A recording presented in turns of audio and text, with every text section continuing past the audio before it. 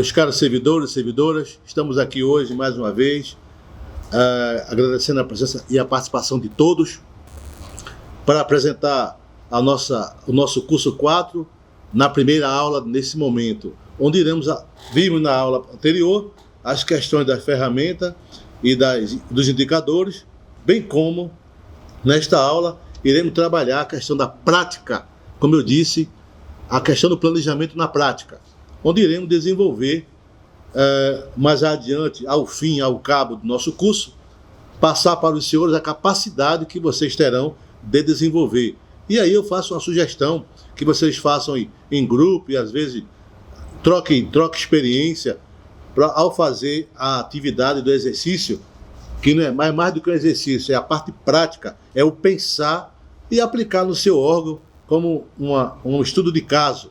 E aí, quem sabe com isso, o seu órgão ganhar aquilo, essa sua produção científica. Retomando a importância do planejamento como ferramenta de gestão na rotina institucional. E aí eu trago aqui um pensamento de Peter Drucker, onde ele diz que o planejamento de longo prazo não é lida como decisões futuras, mas como um futuro de decisões. Ou seja, para Drucker, a importância do planejamento de longo prazo não lida com decisões para pensando no futuro, mas sim com o futuro de decisões de agora. Ou seja, Drucker pensa no presente para poder pensar nas decisões futuras. Então eu trago aqui esse pensamento de Drucker para ilustrar. Já vimos na aula anterior o conceito do diagnóstico, que são sinais, necessidade, observação, que nós, enquanto pesquisadores, temos que perceber por ocasião do planejamento, verificar os sinais das pessoas que estão em nossa volta, no nosso órgão, e às vezes perceber os sinais daquilo que nossos gestores pretendem e querem nas nossas demandas. Na questão de prática, verificar qual a real situação da organização quanto aos seus aspectos internos e externos. Nesse diagnóstico, que corresponde a uma análise estratégica, apresenta algumas premissas básicas, a saber, deve-se considerar o ambiente e suas variáveis relevantes. Esse ambiente proporciona à organização oportunidades que deverão ser usufruídas e as ameaças que deverão ser evitadas. Para enfrentar essa situação do ambiente externo, a organização deverá ter pleno conhecimento de seus pontos fortes e fracos para poder dar conta e superar esse ambiente externo. Esse processo de análise externa e interna deverá ser integrado e contínuo e, sobretudo, acumulado.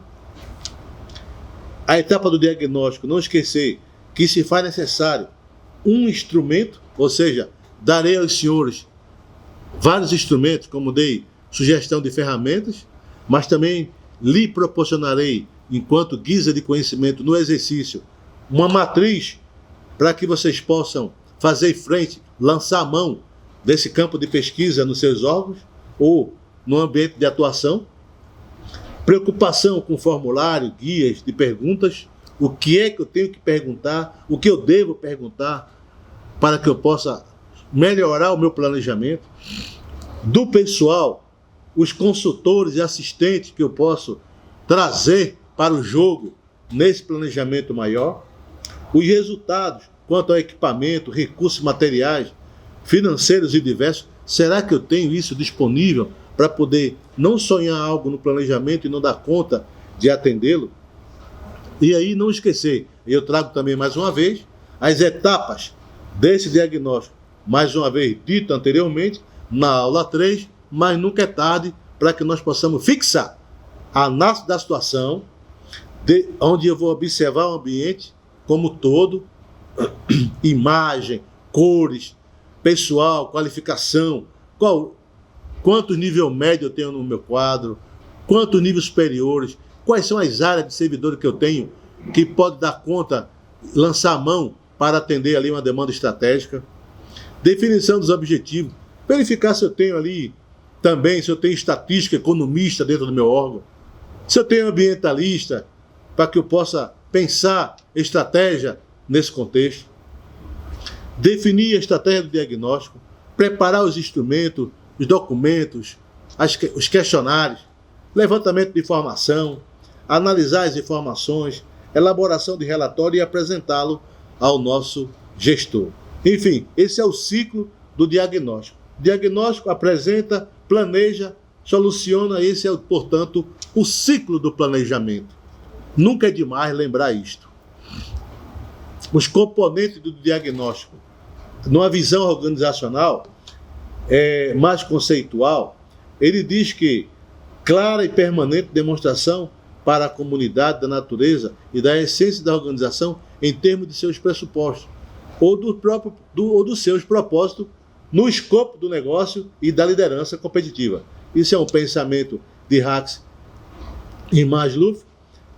Para o pensamento de Gliggé, é algo que se vislumbre para o futuro desejado da organização. Para Collins e Porras, a idealização de um futuro desejado para a organização, a articulação das aspirações da organização a respeito do seu futuro, o pensamento de Hart. Então eu trago aqui esses conceitos para que nós possamos fazer essa reflexão daquilo que iremos atuar no planejamento adiante. Numa visão institucional, buscar perceber os valores, as crenças, quem somos. Na missão, seu propósito, qual é o nosso negócio, o que é que aquela secretaria, aquele órgão desenvolve quanto negócio social, desenvolve enquanto matriz de conhecimento para o cidadão, para a sociedade. O que é que eu tenho que entregar para esse cidadão de hoje? Qual o futuro desejo ser para esse órgão? Quais são as medidas de desenvolvimento que eu tenho que interagir? Para onde queremos ir? E analisar os fatores críticos de sucesso em que devemos focar. Focar naquilo realmente que devemos focar. E não, às vezes, por uma questão ou outra, por uma questão até, às vezes, de vaidade dentro das organizações, nós, às vezes, somos tendenciosos à mudança e isso atrapalha o planejamento estratégico. Temos que ter esse cuidado. Dentro dos valores que representam a conjuntura dos princípios e crenças fundamentais de uma organização, bem como fornecer sustentação para todas as suas principais decisões. Todos têm que ter conhecimento do planejamento, do estratégico ao operacional. Oliveira defende ainda que a prática que tem demonstrado que o debate e a consolidação de forte e sustentados valores são de elevada importância para a maior qualidade do processo e dos resultados do planejamento na organização. Valores institucionais, como já disse anteriormente, o que são? São ideias fundamentais em torno das quais se constrói a própria organização. Representam as convicções dominantes, as crenças básicas, aquilo em que a maioria das pessoas da organização acredita. Para que serve? Os valores constituem uma fonte de orientação e inspiração do local do trabalho. São por meio das pessoas. Que valores? Ética, valores de atendimento, valores globais que eu atuo na minha organização. Que exemplos são esses? Excelência no trabalho, serviço de qualidade, a igualdade, ou seja, o servidor interno, o cliente externo, aquele que procura o órgão, tem que sentir esses valores nas pessoas. Quando eles procuram o dirigente público, o agente público também precisa estar disponível para atender essas demandas. Aquele órgão tem transparência nos seus atos. Por exemplo, transparência, isso já me remete aos tribunais de conta do município, tribunais de conta do Estado. Aquele órgão passa seriedade, passa clareza nos seus atos. Questão de ética, de excelência, um espírito empreendedor, compromisso com a instituição e se tem ali um espírito de equipe. Porque ninguém sai de casa para fazer amizade no trabalho. Isso é uma consequência. Mas mais do que isso, além disso, é buscar um ambiente que dê condição para que as pessoas trabalhem em consonância com a missão e com os valores da organização. É para isso que as organizações existem, é para servir.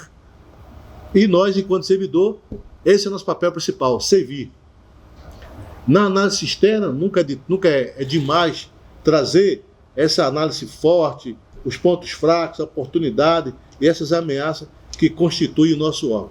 Então, portanto, eu trago aqui essa divisão para poder facilitar por ocasião do exercício. Então, eu trago aqui, nessa primeira aula do curso 4, essa divisão para que nós possamos, portanto, dar conta do trabalho que iremos desenvolver enquanto exercício, como prática da organização.